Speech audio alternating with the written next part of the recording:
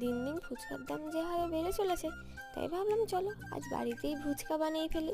বাজার থেকে এই ফুচকা বলগুলো কিনে আনা হয়েছিল, তারপর সেগুলো তেলের মধ্যে ভেজে নিলাম। এগুলো ভাজতে যে প্রচুর তেল চাই তাও না, তবে অল্প তেলেই এগুলো কিন্তু ভাজা হয়ে যায়।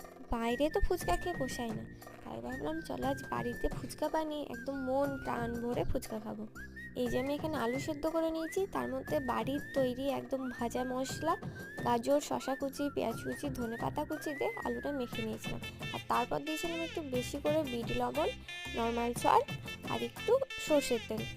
তারপর টক জলটাও সেমভাবে বাড়ির তৈরি ভাজা মশলা, ধনেপাতা কুচি, অল্প গাজর আর শশা কুচি দিয়ে দিয়েছিলাম দেখতে যাতে ভালো লাগে, আর একটু বেশি করে বিট লবণ দিয়েছিলাম।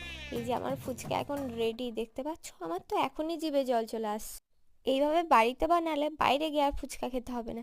যাই হোক, আজকের মতো বাই। আর তোমরা চ্যানেলটা তাড়াতাড়ি সাবস্ক্রাইব করো।